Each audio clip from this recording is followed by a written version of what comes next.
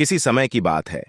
एक खूबसूरत और हरियाली से घिरे गांव में एक आदर्श स्त्री निवास करती थी, जिसका नाम सुकन्या था।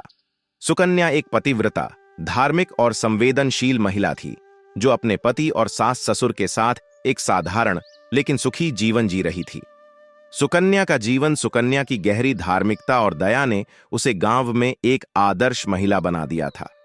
वह सुबह उठते ही सबसे पहले अपने घर की सफाई करती थी और आंगन में सुंदर रंगोली बनाकर घर की सजावट करती थी।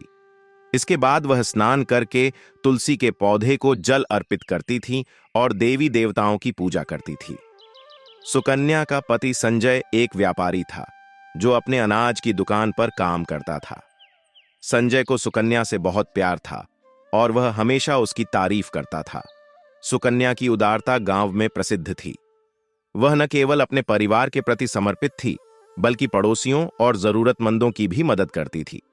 जब भी कोई गरीब या जरूरतमंद उसके पास आता, वह उसे भोजन देती और कभी भी उसे खाली हाथ नहीं लौटाती।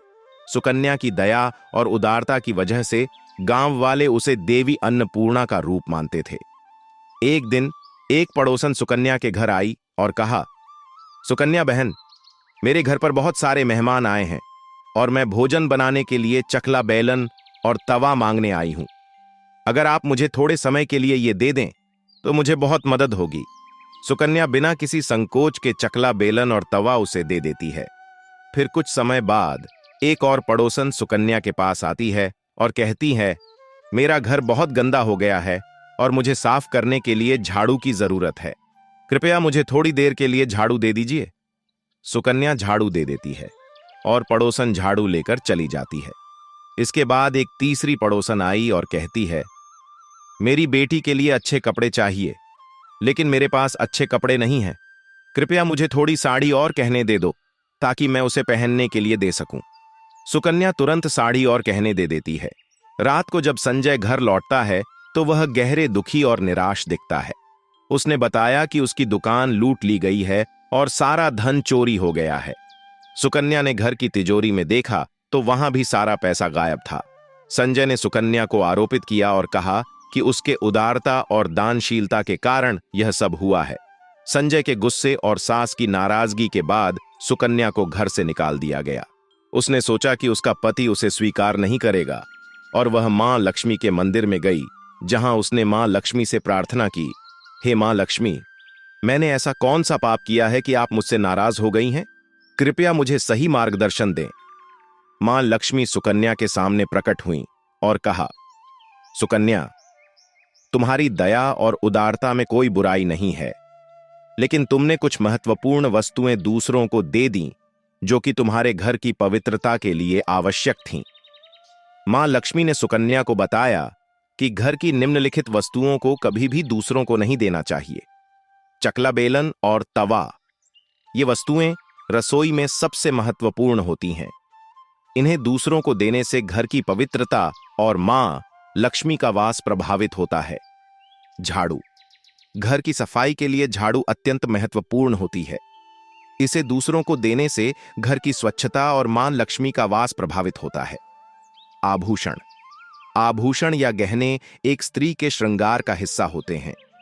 इन्हें किसी अन्य महिला को पहनने के लिए देना अशुभ माना जाता है। दूध और सफेद रंग की वस्तुएं, विशेषकर शाम के समय दूध या सफेद रंग की वस्तुएं दान करने से जीवन में दुर्भाग्य आ सकता है। पानी और भोजन, विशेषकर रात के समय पानी और भोजन का दान करने से भी अशुभ परिणाम हो सकते हैं। मां लक्ष्मी ने सुकन्या को समझाया कि इन वस्तुओं का दान नहीं करना चाहिए और कहा कि उसे प्रायश्चित करने की आवश्यकता नहीं है, क्योंकि उसने पहले ही इसे समझ लिया है। सुकन्या ने मां लक्ष्मी की सलाह मानी और घर लौट आई। उसने संजय को बताया कि मां लक्ष्मी ने उसे सभी गलतियों को समझाया है। संजय ने सुकन्या की बातों को सुना और अपनी गलती स्वीकार की। अंततः मां लक्ष्मी की कृपा से सुकन्या और संजय का खोया हुआ धन और वैभव वापस मिल गया। उनके घर में फिर से सुख और समृद्धि लौट आई।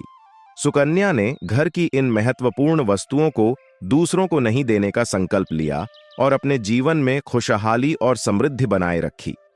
दोस्तों, उम्मीद है कि आपको यह कथा अच्छी लगी होगी। कृपया वीडियो को लाइक करें कमेंट में जय मां लक्ष्मी लिखें और चैनल को सब्सक्राइब करें।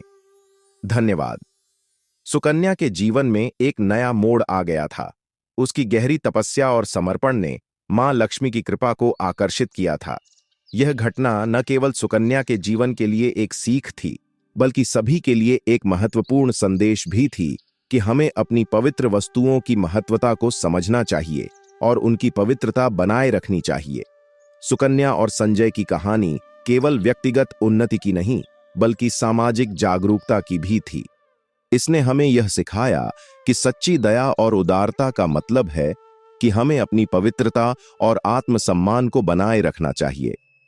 सुकन्या की कथा ने हमें यह भी सिखाया कि वास्तविक खुशी और समृद्धि केवल तभी प्राप्त होती है जब हम अपने नैतिक और धार्मिक कर्तव्यों को समझते हैं और उन्हें सच्चे मन से निभाते हैं। सुकन्या ने अपने जीवन में दान और उदारता की सच्ची भावना को समझा और मां लक्ष्मी की कृपा से अपने जीवन को फिर से संवार लिया। इस कहानी से यह भी स्पष्ट होता है कि हमें कभी भी अपने घर की महत्वपूर्ण वस्तुओं की कीमत को कम नहीं समझना चाहिए। हमें अपनी धार्मिक मान्यताओं और परंपराओं का सम्मान करना चाहिए और उनसे जुड़े नियमों का पालन करना चाहिए। मां लक्ष्मी की कथा ने हमें यह भी सिखाया कि जीवन की कठिनाइयों और समस्याओं का सामना करते समय हमें संयम और समझदारी से काम लेना चाहिए। सुकन्या ने अपनी कठिनाइयों का सामना किया और मां लक्ष्मी की कृपा से अपने जीवन को पुनः संवार लिया। सुकन्या की कथा केवल एक धार्मिक कथा नहीं है, बल्कि यह जीवन की सच्चाइयों को दर्शाती है। यह हमें सिखाती है कि हमें अपने धार्मिक और नैतिक कर्तव्यों का पालन करना चाहिए और अपनी पवित्रता और सम्मान को बनाए रखना चाहिए। इस कथा को सुनकर हमें यह समझना चाहिए कि हमारे जीवन में पवित्रता, दया और उदारता का महत्व कितना अधिक है।